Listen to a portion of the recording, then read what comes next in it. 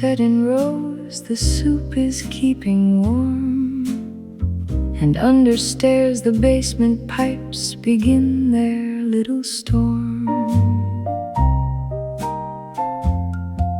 You stand beside the kitchen shelf with steam along your sleeve, a pencil tucked behind your ear, too busy to believe.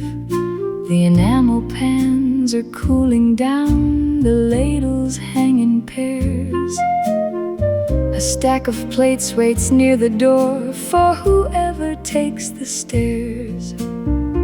You taste the broth and lower salt, then stir it once again, as if the whole cold neighborhood were coming in from rain. The boys bring chairs from Sunday school, the old men move them back. A woman folds the tablecloth along its printed crack. You open up the recipe box and find the card you need, written small in someone's hand for cabbage, cream and seed. You read the corner where it fades, then smile and close your eyes, and set the card back where it lives among the cakes and pies. The card in the recipe box, soft at the edge from years of hands, told more than any silver dish of what a room understands. The card in the recipe box, not merely how much flour to take, but how to feed a winter hour and leave no one awake to ache.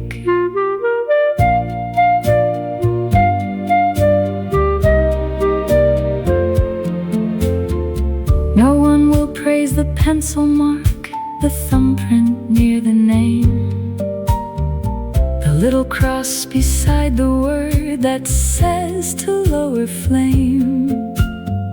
Yet every supper has a past that stands behind the steam.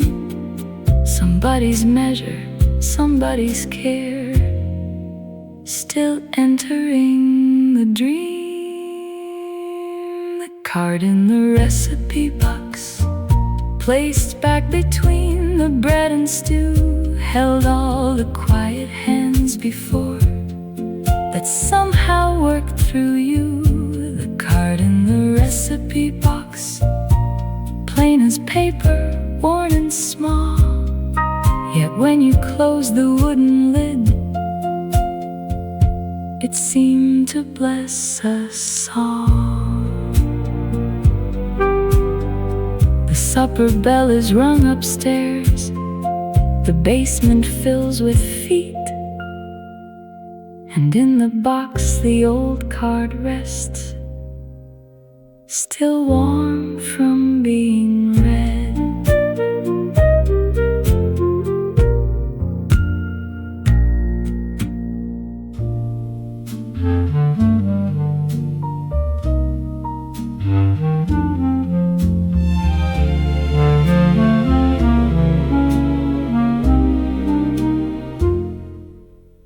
The Sunday lamps were brushed with gold, the rain leaned on the pane,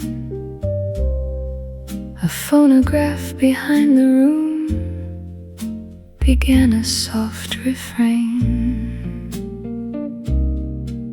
You rose as though to say one thing, then only reached your gloves. The waiter passing turned away with all the tact of love. The velvet kept a little warmth, the marble kept your ring.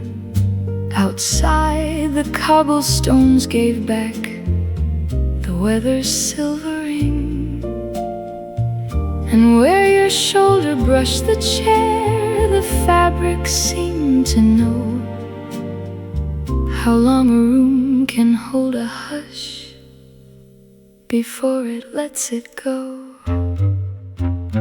The chair by the pane still kept the shape of where you were, and made the whole gray hour defer. The chair by the pane. One cup had cooled before my hand, one saucer had been cleared. Your darling still was in the air, though you no longer were here. A pale silhouette crossed the glass, then blurred and thinned in rain, and all the brass and smoke in dusk drew inward with your name. I touched the chair you'd left askew. It answered not with heat, but with that strange and tender chill of something incomplete. No grand serenade marked the door, no teardrops sought the light. You only looked as if to stay, then folded into night. And oh, the quiet power of things that cannot speak yet prove how one small chair beside a pane can learn the weight of love. The chair by the pane still kept the shape of where you were, and made the whole gray hour defer. The chair by the pane. The old tune thinned to whispered dust. The rain grew fine and far. One dim reflection on the glass received a little star. And long after the lamps burned low, and long after the crowd grew thin, my heart went on returning there. The chair, the rain, the pain.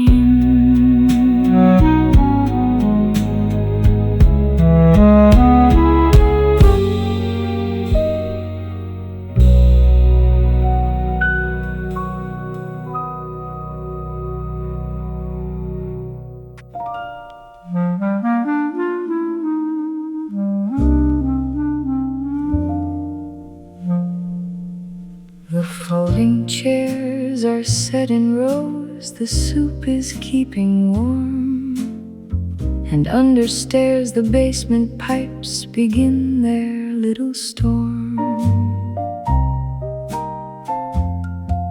You stand beside the kitchen shelf with steam along your sleeve, a pencil tucked behind your ear, too busy to believe. The enamel pans are cooling down, the ladles hang in pairs.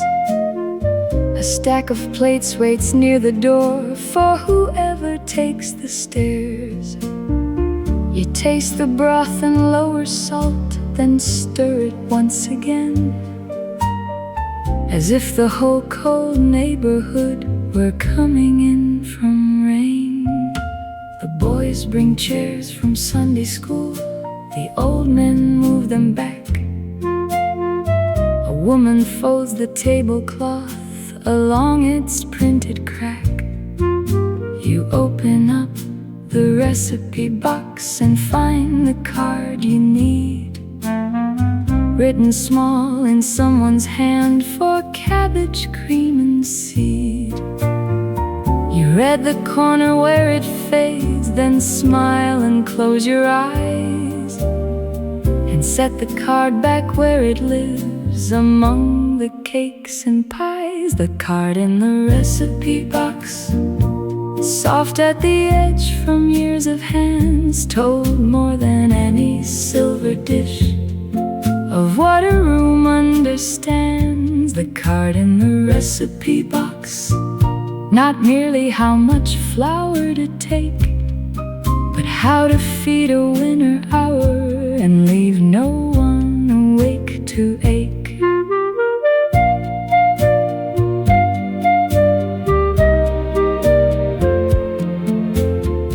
No one will praise the pencil mark, the thumbprint near the name, the little cross beside the word that says to lower flame. Yet every supper has a past that stands behind the steam. Somebody's measure, somebody's care, still entering the dream. The card in the recipe box, placed back between the bread and stew, held all the quiet hands before that somehow worked through you. The card in the recipe box, plain as paper, worn and small, yet when you closed the wooden lid, it seemed to bless us all. The supper bell is rung upstairs, the basement fills with feet, and in the box the old card rests, still warm from being read.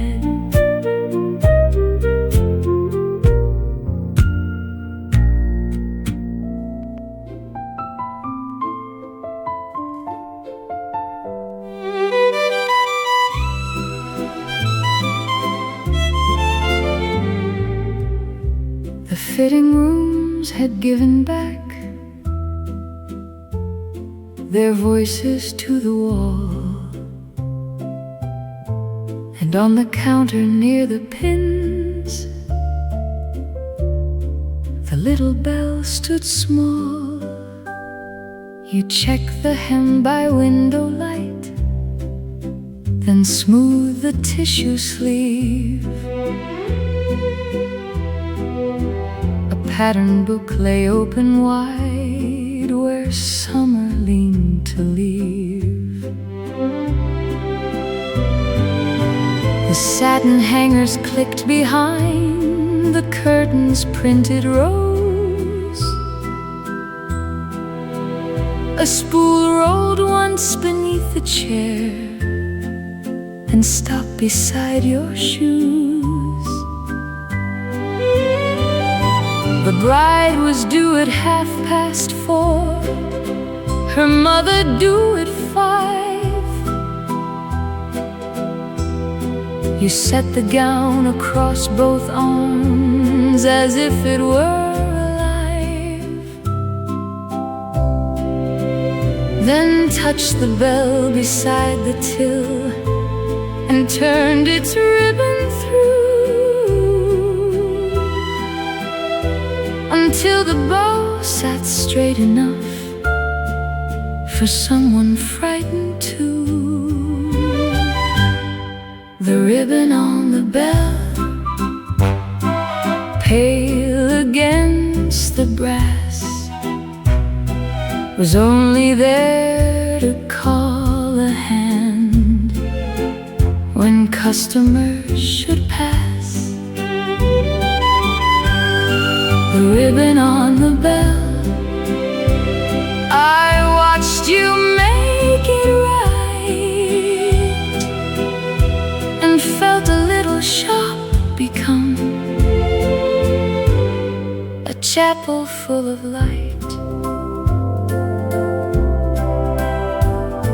The bride came in with gloves half on, her veil box at her side,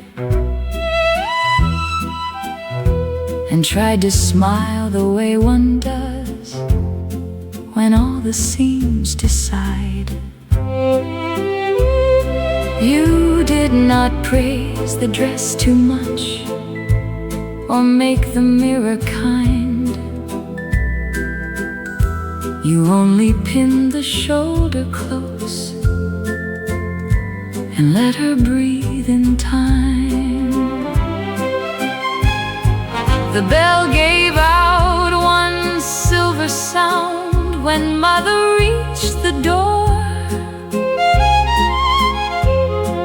then quieted beneath the bow, as if it knew what for. You turned the train, you checked the waist, you clipped one thread away and left no trace of all the care that held her through the day. No organ played, no candles stood, no vows were spoken there. Only muslin, chalk and lace, a girl afraid of air. Yet some rooms learn a holy thing by how a hand behaves, not changing what the hour will ask, but helping someone stay. The ribbon on the bell, still and neatly tied, held the smallest part of June before she stepped outside. The ribbon on the bell, not garland, ring or prayer, only proof that tenderness had passed its fingers there. At closing time the blinds came down, the pattern books were still, and on the counter, softly bowed, the bell kept all its will.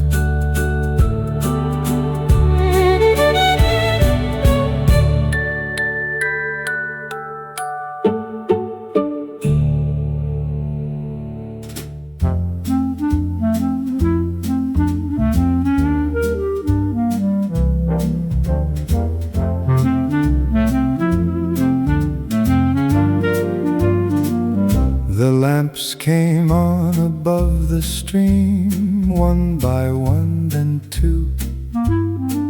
The river took their trembling gold and pulled it long and blue. The office doors had emptied out in ledgers, hats, and haste. The bridge kept all our weekday feet in one familiar pace. I saw it first before I saw your face against the veil. That length of wool I knew as yours, the scarf on the rail. You always came before I did and leaned there toward the tide, as if the whole day only kept a little room beside. No bouquet bright, no practiced line, no grand and public tale, just evening iron river wind, the scarf on the rail.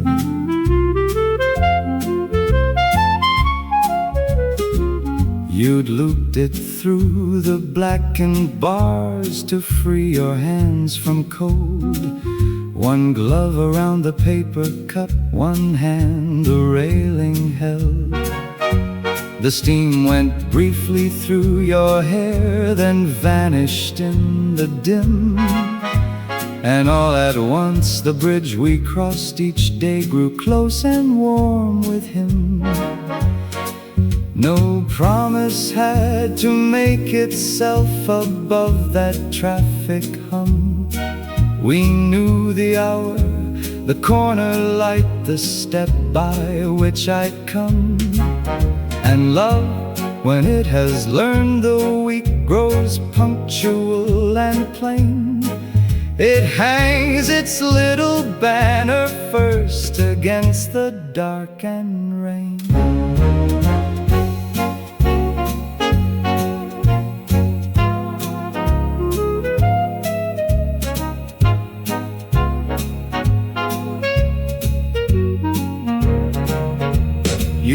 always came before I did, and left one sign in view. So even from the farthest end, the bridge was already you. And still when winter takes the lamps and dusk comes early pale, I think of all that waited there, the scarf on the rail.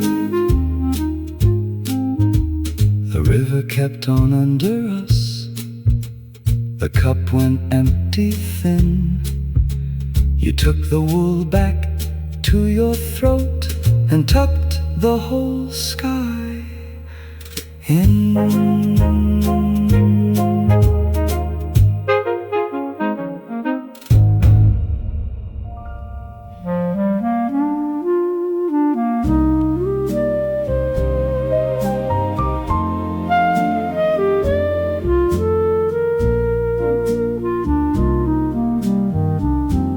The exchange was lit by one desk lamp, the wall clock nearing 2, and rain along the tin roof seams kept tapping something through. You sat before the switchboard there, with pencils in a jar, the cotton cords in hanging rows, the town asleep and far. A doctor called from County Road. His voice came thin and crossed. A mother in the hospital had asked before she lost. Her son was somewhere west of Rome on work no train could mend. You marked the slip, then kept one jack reserved until the end. You let the other callers wait, then watch the small lights burn as if a life could hold its breath, until a voice returned. Hold the line clear, hold the line clear. Let no idle word come in where one boy must appear. Hold the line clear, no one in town would know how carefully you guarded space for love to travel slow. The night clerk asked for Bedford, Maine. A farmer tried the mill. The rain went hard against the roof, then softened on the sill. You answered each with quiet hands, then moved the cord aside, so nothing crossed that waiting place where distance had to ride. At 3, the overseas call came back, a crackle, then a name. You leaned close to the mouthpiece there and did not sound the same. Hold on, you said, and patched him through, your finger on the key. And all the room grew still enough to hear what could not be. You looked away before they spoke, but left the circuit true. The rain kept time for every word that passed because of you. Hold the line clear, hold the line clear, till the miles grow small enough for one voice to come near. Hold the line clear,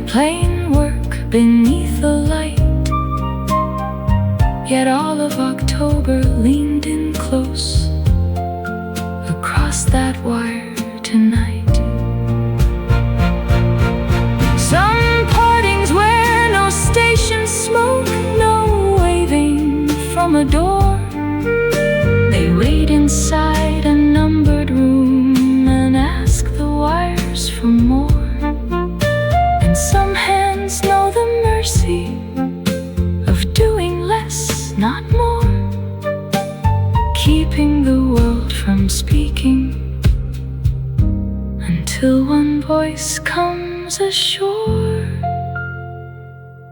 Hold the line clear, hold the line clear, for the word that has to find the one who needs to hear. Hold the line clear, I saw your hand stay still, and learn that silence held with care can carry what words will.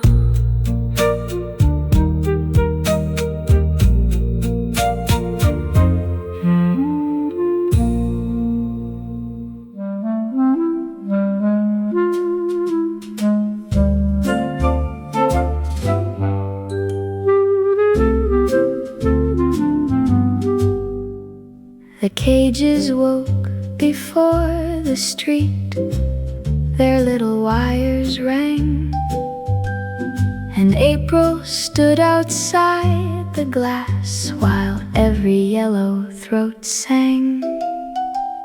You swept the seed husks from the shelf with one slow, careful hand, then filled the cup with millet grain and leveled off the sand. The rabbits slept in cedar shreds, the goldfish turned below. A boy pressed pennies to the pane and watched the finches go. You took one cage from near the light, not bright enough to stare, and tied a blue tag to its hook as if a name were there. Blue tag on the canary, small against the morning wire, told no song, and yet it seemed to steady all that choir. Blue tag on the canary, I watched your fingers stay, and felt a common errand turn almost holy for a day.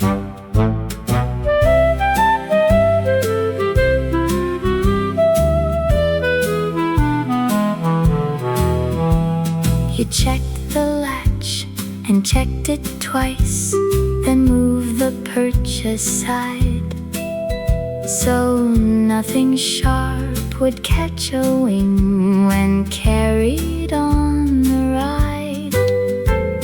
A woman came with shopping string, a schoolgirl chose a bowl. The bell above the doorway shook and let the sunlight roll. You said he startles if you rush, then lowered down your tone, and all at once that little cage looked less like being owned. No church stood near, no choir wore robes, no candle dressed the air, only sawdust, seed and glass, and someone taking care. Yet there are ways a small life leaves that ask the room to see, a hand that knows how light to hold, what trembles to be free. Blue tag on the canary, tied before the child came in, bright as April's smallest flag beside the painted tin.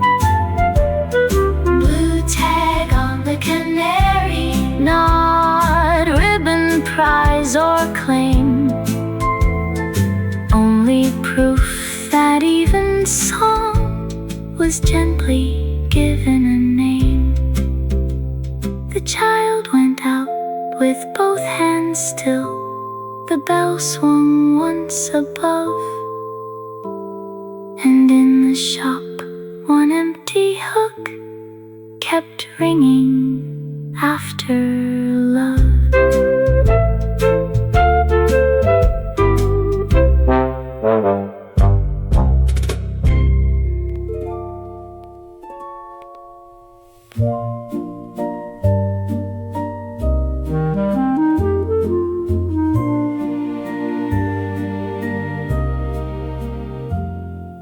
Twilight rests upon the wall.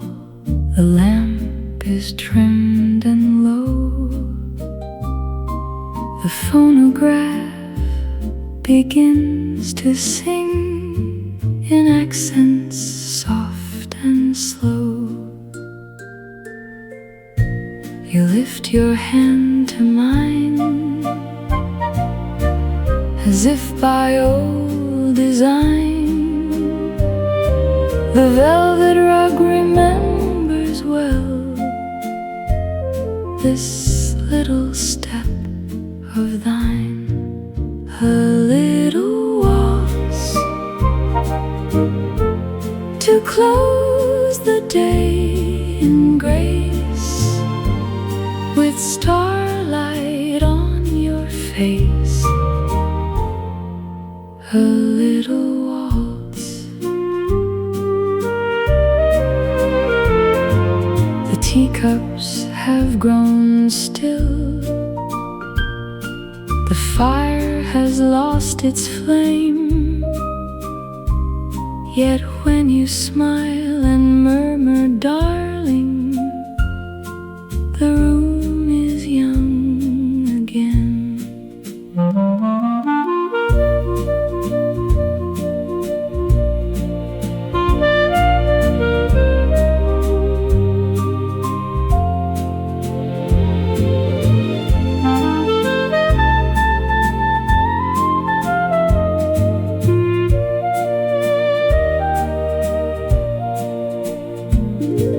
The window keeps one star. The curtains breathe and sigh. A silver hush moves through the room, like music passing by. No grand serenade was needed, no trumpet from afar. Your shoulder near my own tonight outshines the brightest star. A little waltz to close the day in grace, with starlight on your face. A little waltz. The record turns to silence. The lamp grows faint and small. Still one sweet measure lingers on and blesses all the walls.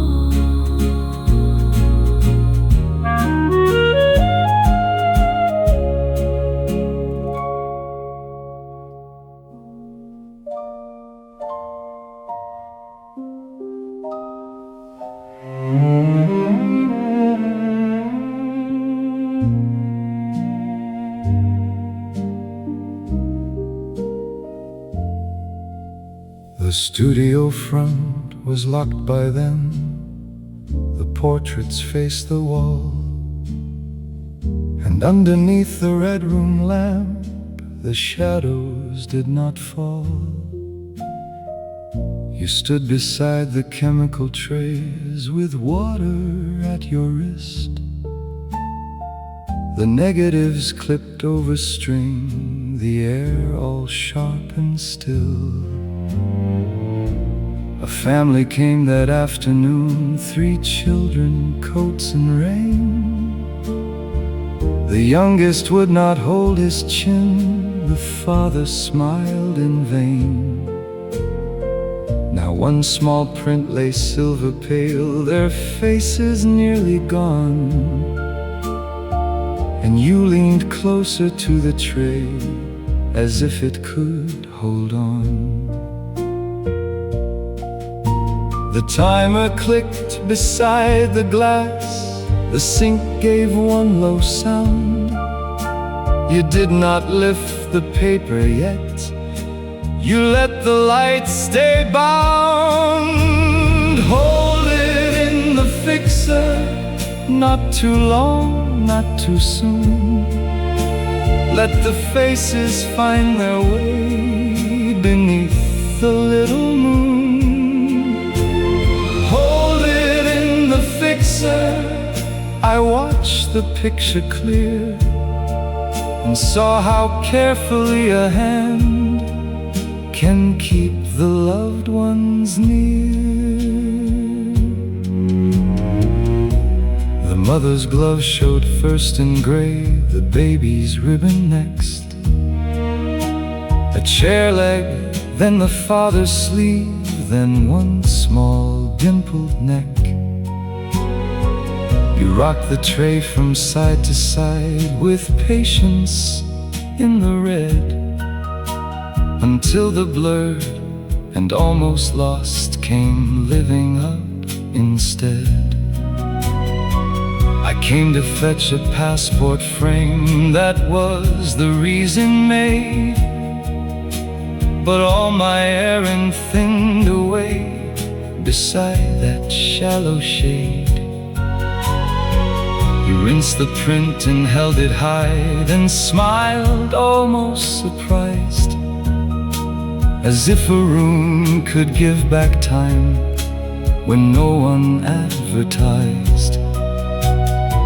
You pegged it gently to the line, still shining from the bath, and 4 wet faces trembled there like breath upon a path. Hold it in the fixer, let the white turn true. Let what nearly slipped from sight return because of you. Hold it in the fixer, plain work under red, yet something in that little room refused to lose the dead. Some things vanish quickly there, a blink, a child, a year, a shoulder moved, a mouth half laughed, a father standing near. But once in a while, through careful dark, what almost went away is given back a sharper edge, and somewhere safe to stay.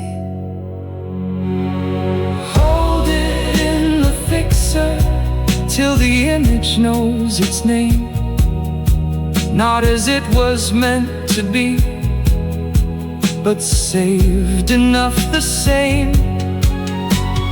Hold it in the fixer, I think of it tonight. Your fingers under Redroom glass, teaching shadow how to light.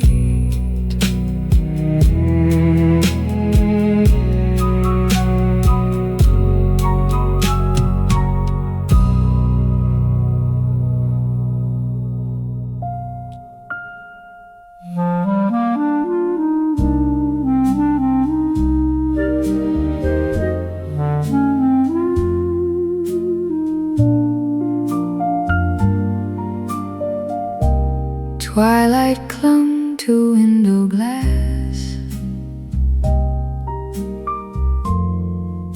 the floorboards held the blue, a magnolia breathed below. The room was washed in dew. The canvas waited pale and still, jars were lined in gray. No phonograph, no footstep yet, only the edge of day. My silhouette beside the pane looked thinner than the night, as if one sigh could tilt the dark and let in tender light. Before the first brush, the whole hushed room began to glow with something only dawn could know. Before the first brush, a teardrop trembled near my hand, then vanished where it shone. The little saucer by the sink held one last star alone. I had no need of grander signs, no serenade above, for every jar and folded rag seemed full of waking love.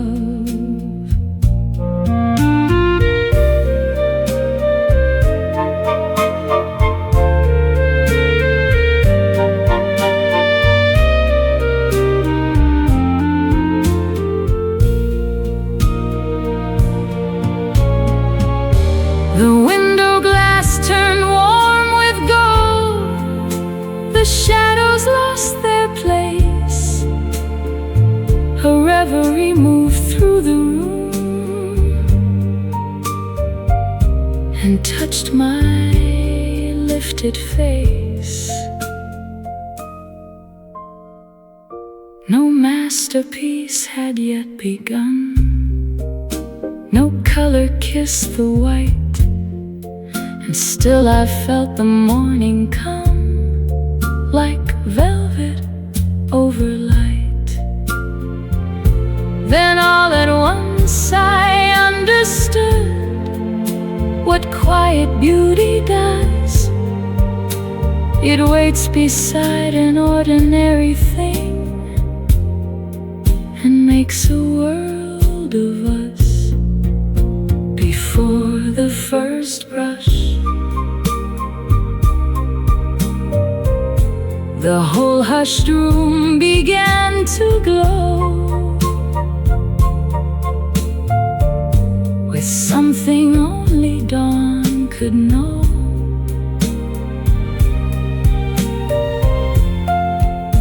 Before the first brush, at last I laid the color down. The blue gave way to gold. Still one small hush remained to bless the moment I could hold.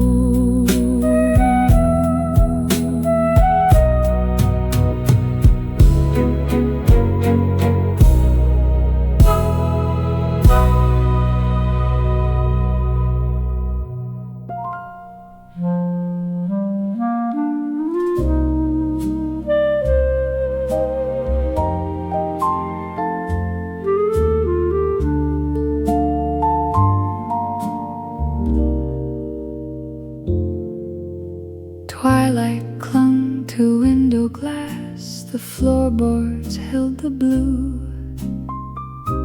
A magnolia breathed below where dawn came slowly through.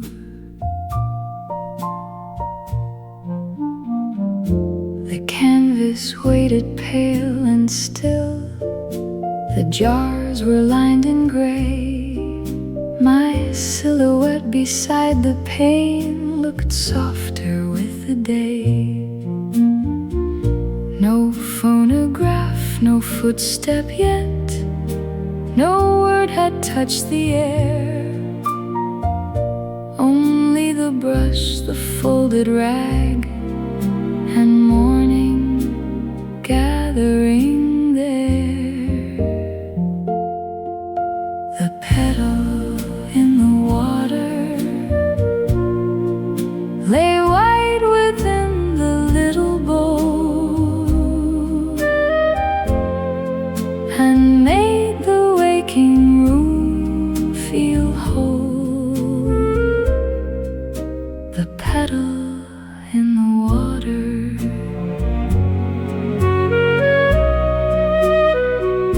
It must have drifted from the branch and found the sill by chance. A teardrop trembled near my hand, then vanished in its dance.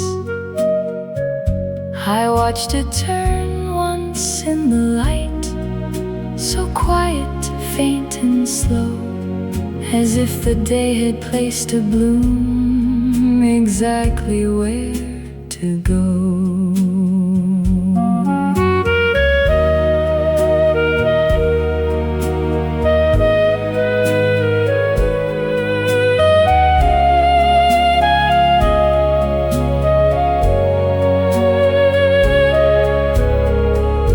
A reverie moved through the room. The rooftops lost their blue. The starlight left the upper panes and let the gold come through. No serenade came through the street, no banner met the sky. Only a flower in rinse water and one awakening sigh. And then I knew how beauty comes, not blaze, nor cry, nor art, but like a little drifting thing that finds its waiting heart. The petal in the water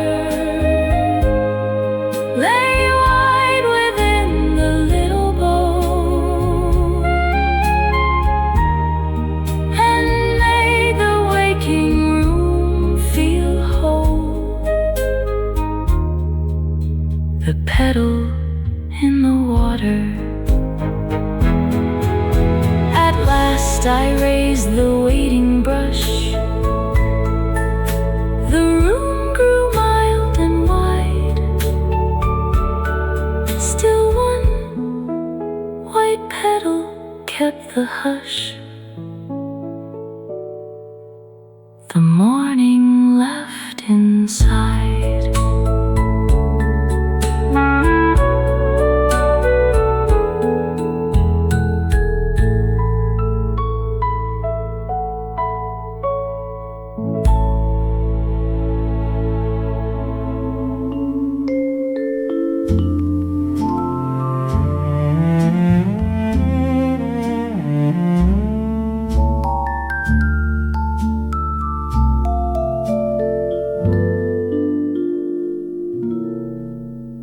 The day had left its water rings upon the wicker stand. The screen door gave its sleepy tap against the darkening land. The rain came in on cedar smell and dimmed the garden blue. You brought the quilt without a word in squares of faded blue. You laid the storm across my knees before it reached my skin, and all the porch grew close and warm, with weather pressing in. I still can hear the old ropes creak, the soft boards answering.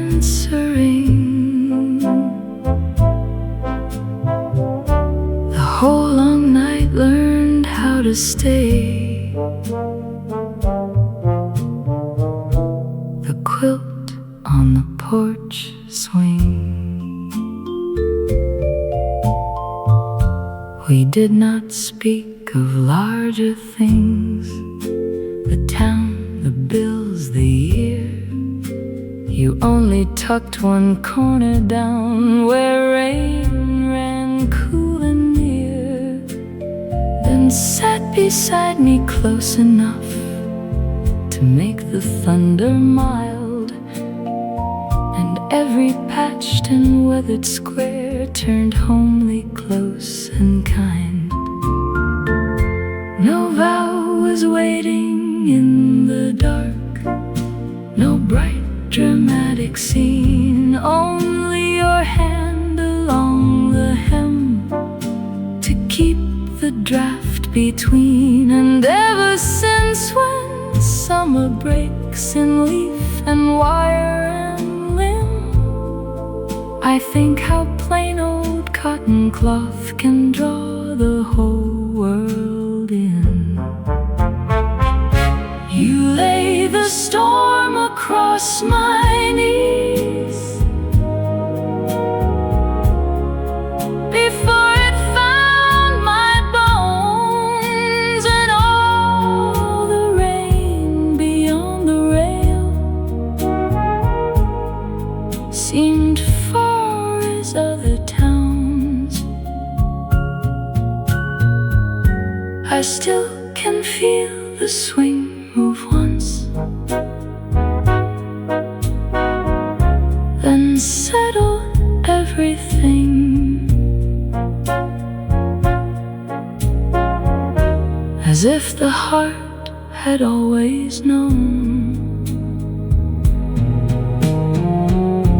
The quilt on the porch swing. By morning it was folded back across the painted slat, still one small damp and cooling place, remembered where we sat.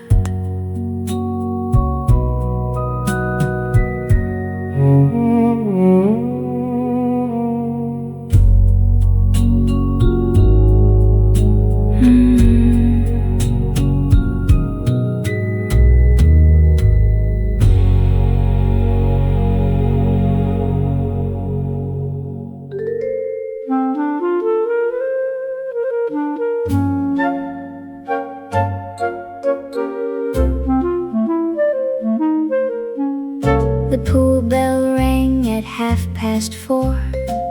The whistles lost their bite, and July shone along the tiles in squares of watery light. She stood beside the towel desk there, with soap upon one sleeve, the wire basket stacked by number, the air too warm to leave. A boy came in with goggles lost, two sisters shared a comb. The lifeguard shook his canvas shoes and called the last ones home. Then near the bench a little girl rose slowly from her chair, one rubber cap held in her fist, two bright new crutches there. Her mother reached to take her arm, the child pulled back with pride. The wet floor waited blue and still between the bench and side. She saw the shining danger first, before a foot had found that one slick square beside the drain where laughter thinned the sound. No warning crossed the locker room, no pity filled the place. She only took a folded towel and bent with quiet grace.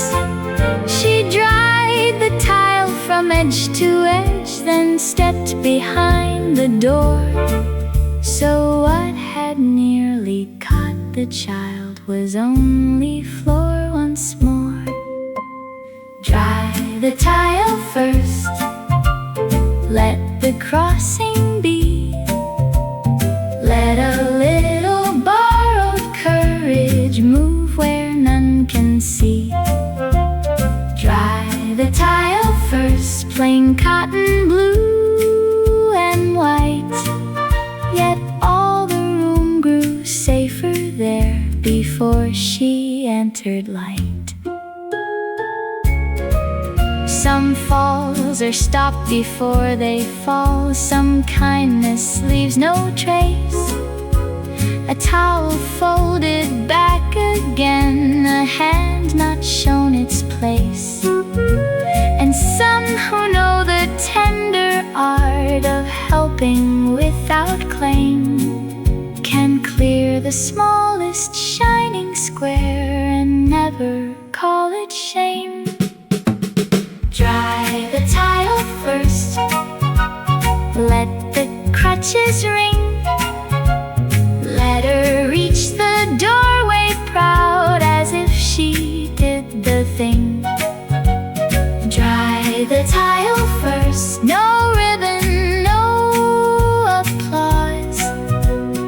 Only a quiet patch of floor where fear forgot its cause. The basket slept, the pool went dark, the towel cart rolled away. And near the drain, one Drier Square held summer for the day.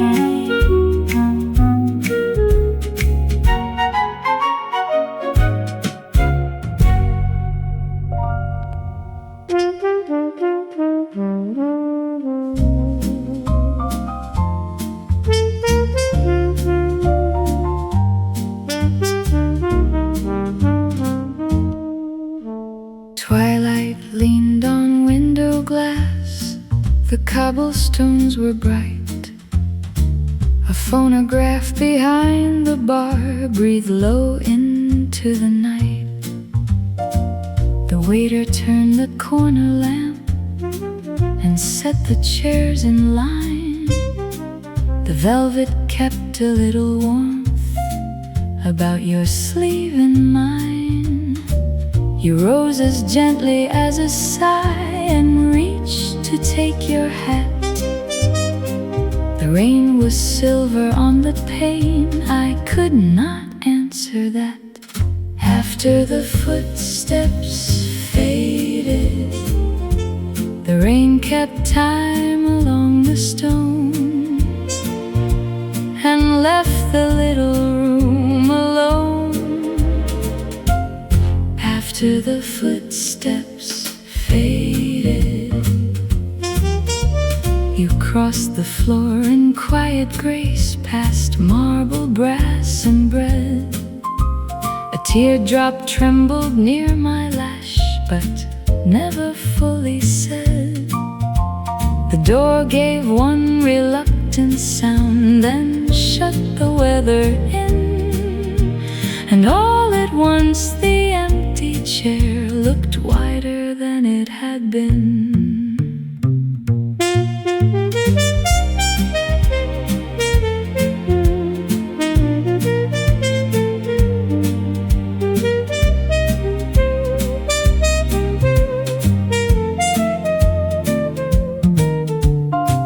The phonograph grew faint and thin, a reverie came near.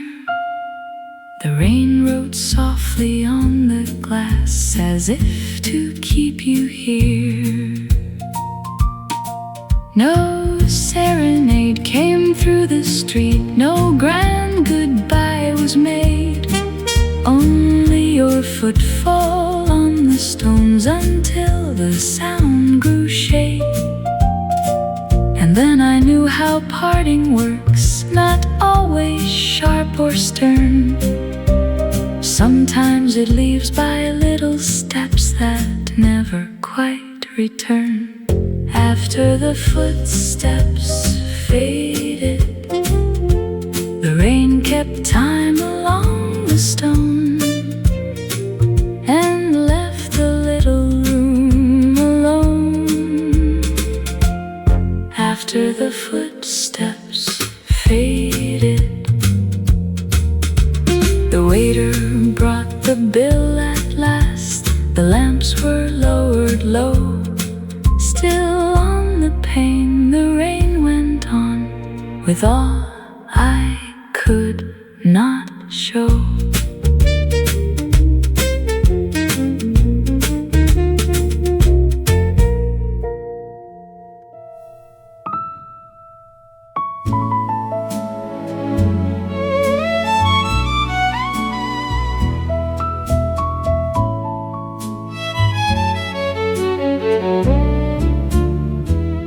The banquet hall was not yet bright. The chairs still wore their cloth, and in the florist room behind, the ferns lay cool and soft. You stood beside the marble sink with water on your sleeve, a ribbon curled beside the shears, too light to quite believe.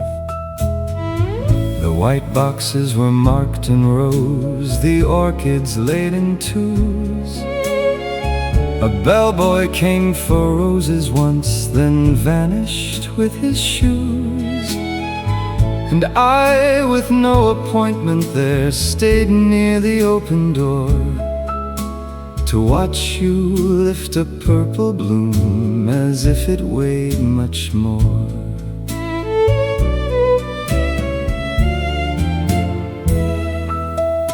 The gentleman from table 9 came early, coat in hand, his cufflinks bright, his manners smooth, his smile too well planned.